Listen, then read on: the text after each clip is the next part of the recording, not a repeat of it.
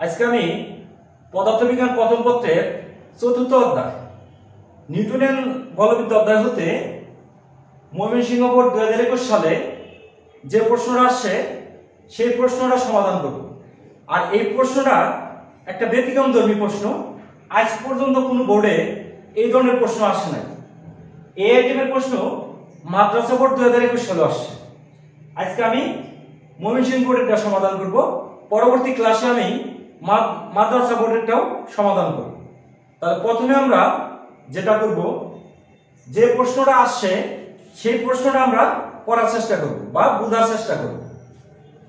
বলছে সুতার সাহায্যে 500 গ্রাম ভরের একটি বস্তুকে উলম্ব তলে, এই উলম্ব তলটা আমাদের খেয়াল রাখতে হবে, উলম্ব তলে 5 মিটার পার সেকেন্ড সমবেগে বা ধ্রুব বেগে 60 সেন্টিমিটার ব্যাসে বৃত্ত পথে ঘোরানো হলো, যেখানে জি এর মান বলছে 9.8 মিটার পার সেকেন্ড স্কয়ার। তো আমরা প্রথমে যেটা বুঝবো যে কোনটা উলম্ব তল কোনটা অনুভূমিক তল।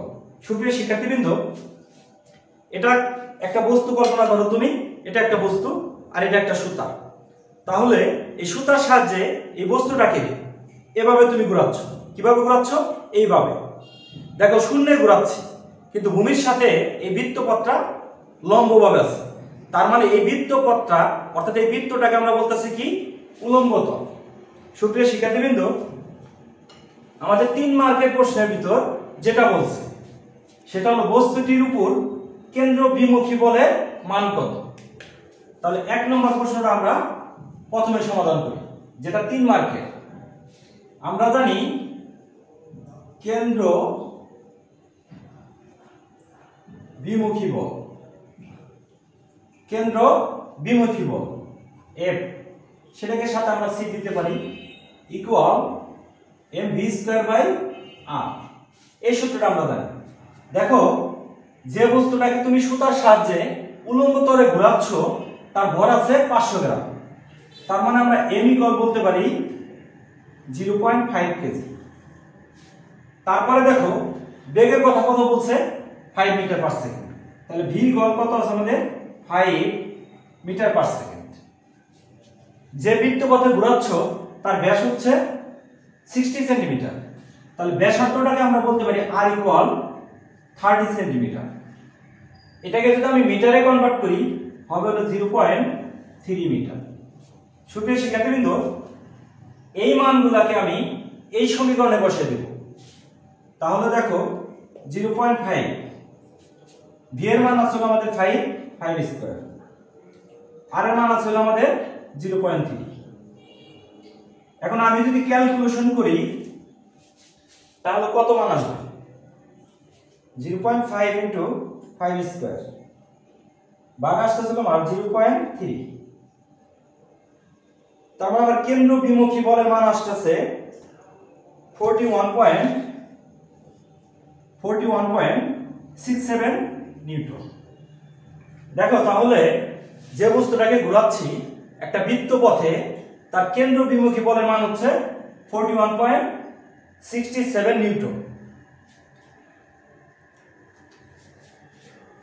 এখন আমাদের সুবিধার্থে আমরা কিছু জিনিস লিখে রাখবো। যেমন এখানে দেখো বস্তুটির ভর আছে 500 গ্রাম। তাহলে আমরা লিখে রাখলাম m ইকুয়াল 0.5 কেজি। বেগের মানের কথা বলছে v equal 5 metre per second. আর ব্যাসার্ধ পাইছি হলো আমরা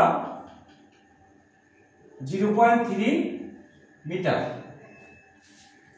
আর 3 মার্কের যে কোশ্চেন সেটা কেন্দ্র বিমুখী বলের মান পাইছি আমরা 41.67। তাহলে fc ইকুয়াল 41.67 নিউটন। তাহলে এখন 2 নম্বর কোশ্চেনটা পড়ো, যে ধনাত্মক x অক্ষ হতে 30 ডিগ্রি এবং 90 ডিগ্রি অবস্থানে সুতার টান গাণিতিকভাবে বিশ্লেষণ করতে বলছে। কোন তলে? উলম্ব তলে। আর সেই উলম্ব তলটা আমরা দেখলাম কি তল? এভাবে বৃত্ত।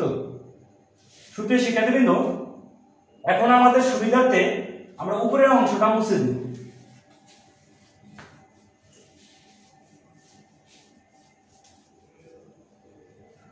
তাহলে উপরের অংশটা যদি আমরা মুছে দেই, আমরা একটা বৃত্ত অঙ্কন করি। বৃত্ত অঙ্কন করলাম, অ্যাপ্রোপ্রিয়েট মানে এটাকে আমরা মোটামুটি একটা বৃত্তের মধ্যে কল্পনা করলাম।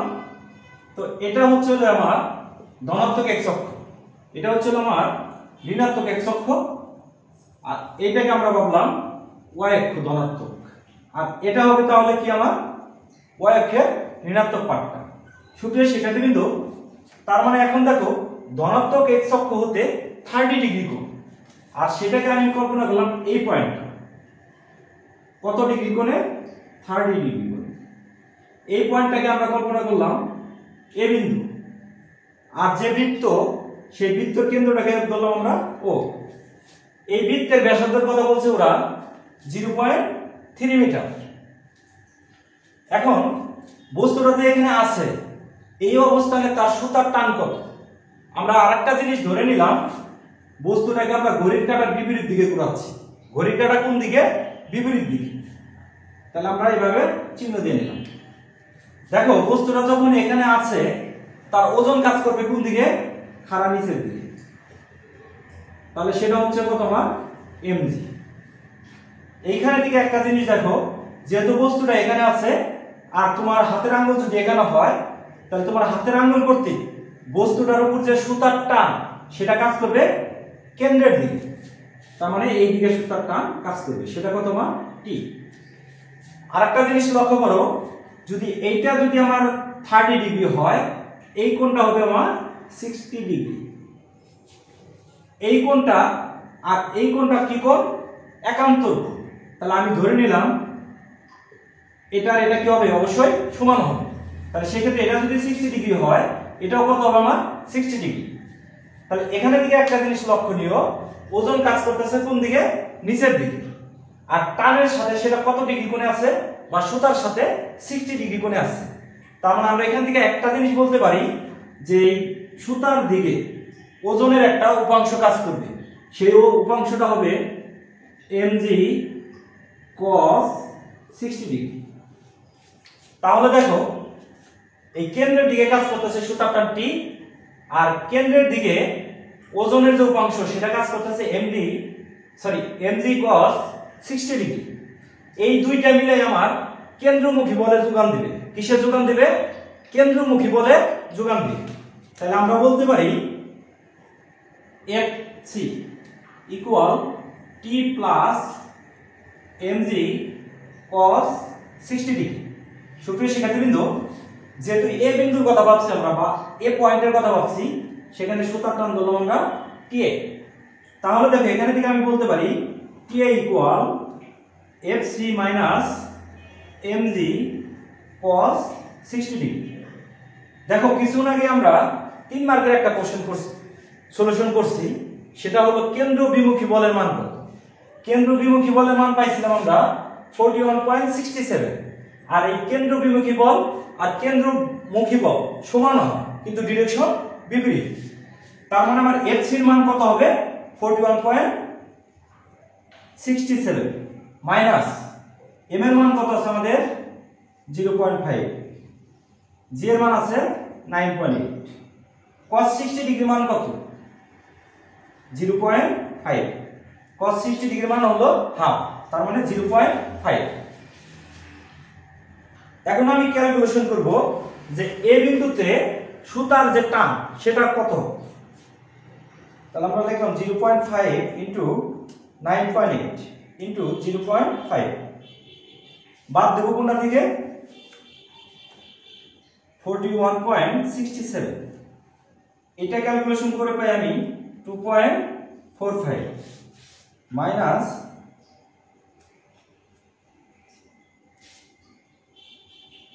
39.22। অর্থাৎ এখানে থেকে দেখো যে এ বিন্দুতে সুতার টান কাজ করতেছিল 39.22। তাহলে আমাদের সুবিধার্থে আমরা একটু লিখে রাখি এ বিন্দুতে সুতার টান 39.22।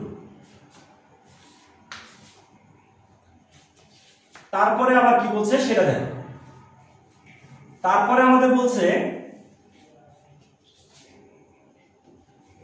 90 ডিগ্রি অবস্থান। তাহলে ধনাত্মক অক্ষের সাথে 90 ডিগ্রি অবস্থান কোন দিকে ঘোরাচ্ছি আমরা? ঘড়ির কাঁটার বিপরীত দিকে।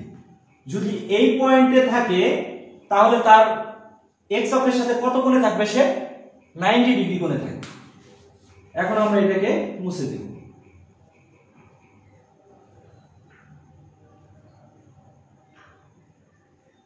পরবর্তী অবস্থান হচ্ছে হলো আমাদের এই পয়েন্ট। এই পয়েন্টটাকে ধরলাম আমরা কি? B point. সুপ্রিয় শিক্ষার্থীবৃন্দ, যখন বস্তুটা এখানে থাকবে সুতার টান কাজ করবে কোন দিকে? নিচের দিকে। সেটাকে ধরলাম আমরা কি? টিবি। অর্থাৎ সেটা কিভাবে করতেছে? এভাবে। তাহলে উপরের পয়েন্ট ওজন কাজ করবে নিচের দিকে, তাহলে ওজন এই দিকে কাজ করতেছে, সেটা হলো আমার এমজি। এই দুইটা মিলে আমার কেন্দ্রমুখী বলে যোগান দেয়।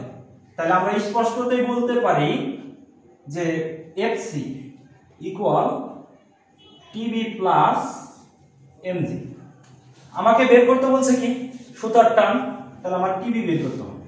তাহলে TB equal FC minus MG. FC তো আমরা জানি 41.67, 41.67 মাইনাস এম এর মান আছে 0.5, জি এর মান আছে 9.8। তাহলে দেখো 41.67 মাইনাস 0.5 ইন্টু 9.8 আসতে চলো আমার 4.9, 41.67। তাহলে আমার এখানে আসছে 36.70 নিউটন। তাহলে ওই বস্তুটা সুতার সাহায্যে একবার ছিল কোন জায়গায়? এই পয়েন্টে ছিল। এক্স অক্ষের সাথে কত ডিগ্রি কোণে ছিল? 30 ডিগ্রি কোণে ছিল।